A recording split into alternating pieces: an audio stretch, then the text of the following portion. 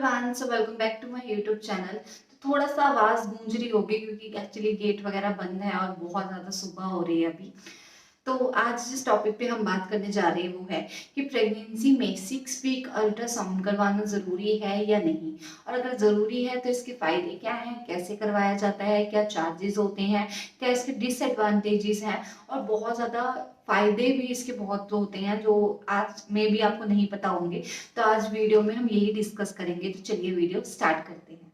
तो देखो, सबसे पहले हम बात कर लेते हैं कि 6 वीक अल्ट्रासाउंड करवाना क्यों ज़रूरी है।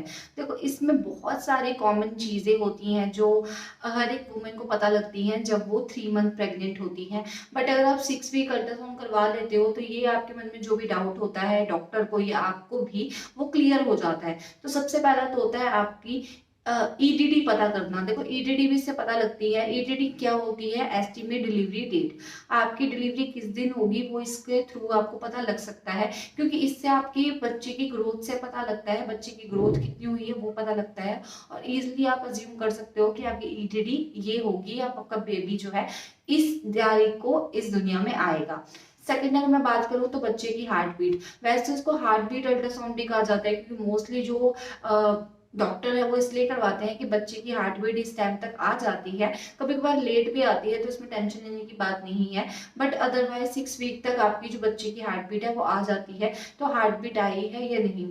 तीसरा अगर मैं बात करूं तो वो है एक्टॉपिक प्रेगनेंसी। एक्टॉपिक प्रेगनेंसी क्या होती है, मैं आपको बहुत ज्यादा वीडियो में बता चुकी हूँ कि बच्चा ओवरीज में ना पैदा होकर आपके फैलोपियन ट्यूब में पैदा होने लग जाता है, बढ़ने लग जाता है। वो प्रेगनेंसी डॉक्टर आगे कंटिन्यू नहीं करवाते, इसलिए भी ये प्रेगनेंसी देखने के लिए भी आपकी 6 वीक अल्ट्रासाउंड करवाना जरूरी होता है। फोर्थ, अगर मैं बात करूं आपकी सिंगल प्रेगनेंसी है या ट्विन प्रेगनेंसी है। आपको स्टार्टिंग में नहीं पता होता कि आपकी कौन सी प्रेगनेंसी है। एज पार्ट एज अगर आपने मेरी वीडियो जो ट्विन प्रेगनेंसी वाली सिम्टम वाली नहीं देखी होगी तो आपको नहीं पता लग पाएगा। इसलिए भी डॉक्टर आपकी ये करवाते हैं, अल्ट्रासाउंड करवाते हैं, ताकि वो उस अकॉर्डिंग आपको मेडिकेशन दे सके, उस अकॉर्डिंग आपका जो प्रेगनेंसी आगे कंटिन्यू कर सके कि आपको जो है सिंगल प्रेगनेंसी के हिसाब से डोसेस देनी है या आपको ट्विन प्रेगनेंसी के हिसाब से देनी है। उसके बाद है आपका किसी भी तरह की अंदरूनी अगर चोट लगी हो या ब्लीडिंग हो रही हो वो भी पता लग जाता है, क्योंकि स्टार्टिंग में क्या होता है, बच्चा अंदर बढ़ रहा होता है ना, तो उसकी कहीं ना कहीं अंदरूनी आपको ब्लीडिंग स्टार्ट हो जाती है। आपको बाहर से देखने को नहीं पता लगता, बट कोई भी तरह की प्रॉब्लम्स आती हैं तो डॉक्टर इजीली उसके थ्रू पता लगा देते हैं। तो इन सब चीजों के चलते आपका 6 वीक अल्ट्रासाउंड करवाया जाता है। अब हम बात कर लेते हैं कि इसकी तैयारी कैसे की जाए। देखो, कोई भी अल्ट्रासाउंड करवाने से पहले कभी कभार आपको आपका जो मूत्राशय है, जहाँ पे आपका यूरिन स्टोर होता है, वो भरा होना चाहिए, कभी कभार खाली होना चाहिए। बट इस अल्ट्रासाउंड के लिए आपका जो मूत्राशय है, यूरिन की थैली है, वो भरी होनी चाहिए। आपको 4 से 5 ग्लास पानी पीना है। 1 घंटे तक कम से कम भी अपना यूरिन वो स्टोर करके रखना है कि जब डॉक्टर आपका अल्ट्रासाउंड करे उस टाइम बच्चे के जो चित्र है वो एकदम क्लियर हो और डॉक्टर अच्छे से उसको चेक कर पाए। अब हम बात कर लेते हैं कि इसको कितना वक्त लगता है। तो देखो, हर एक अल्ट्रासाउंड को अपना अपना टाइम होता है, बट जो ये 6 वीक अल्ट्रासाउंड होता है वो ज्यादा से ज्यादा आपको 10 मिनट लग सकते हैं, इससे ज्यादा आपको टाइम नहीं लगता, क्योंकि इसमें छोटी छोटी चीजें ही देखनी होती हैं। आपको सबसे ज्यादा टाइम जो है लगता है वो लेवल 2 अल्ट्रासाउंड में लगता है, क्योंकि बच्चा अच्छे से डेवलप हो जाता है। बट इस टाइम बच्चा बहुत ज्यादा छोटा होता है और कुछ ही चीजें देखने की वजह से डॉक्टर जो है वो ज्यादा टाइम नहीं लेते, और 10 से 15 मिनट में आप अल्ट्रासाउंड करवा कर रिपोर्ट लेकर फ्री हो जाती हो।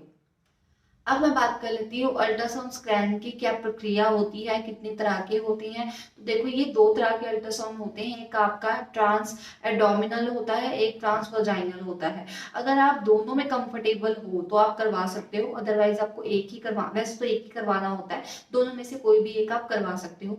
जो ट्रांस एब्डोमिनल होता है उसके आपको पेट के ऊपर जेल लगाकर डॉक्टर अपनी मशीन से चेक करते हैं। वहीं ट्रांस वजाइनल में डॉक्टर अपने जो मशीन होती है उस पे जेल लगाकर आपकी वजाइना के अंदर डाल के चेक करते हैं। दोनों नॉर्मल है, आप इसको थोड़ा ईयू टाइप पे मत लीजिएगा, क्योंकि ज्यादातर चित्र जो होते हैं बच्चे के वो ट्रांस वजाइनल में क्लियर आते हैं। जब कहीं भी डाउट होता है डॉक्टर को, वो आपका ट्रांस वजाइनल अल्ट्रासाउंड भी आपको कह सकते हैं। अब हम बात कर लेते हैं कि स्कैन में ऐसा क्या दिखाई देता है। मैंने आपको बता दिया स्कैन में आप क्या-क्या देख सकते हो, बट इस टाइम अगर आप स्कैन करवाते हो तो आपको प्लेज़ेंटा दिखाई दे सकता है, बच्चा एक छोटा-सा फिटस दिखाई दे सकता है, बच्चे के आस-पास स्किन दिखाई दे सकती है और बच्चे के आस-पास थोड़ा-सा पानी नज़र आ सकता है जो कि एमनियोटिक फ्लूइड भी होती है।